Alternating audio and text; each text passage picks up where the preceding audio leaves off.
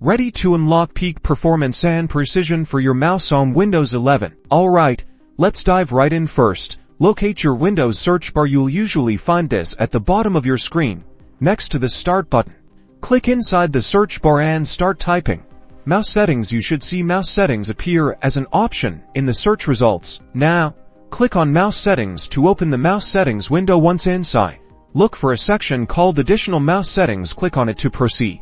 This will unveil a new window. Boom! A new window pops up. Within this window, you're going to find a few tabs. Look for the pointer options tab, and go ahead and click on that. Now you should see some options relating to cursor movement. Don't be alarmed. In the pointer options tab, you will see a slider that controls your pointer speed.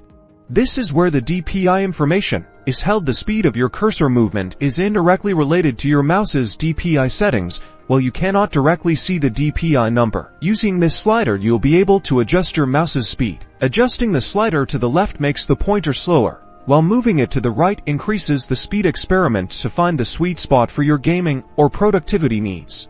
Now, here's the catch. Some mice have DPI adjustment buttons on them. If your mouse has these buttons, you can often cycle through DPI settings on the go without even needing this interface. Some gaming mice come with dedicated software that gives you more fine-tuned DPI controls and is also a resource to check your DPI settings. That's basically all there is to it. Enjoy that enhanced, tailored cursor control.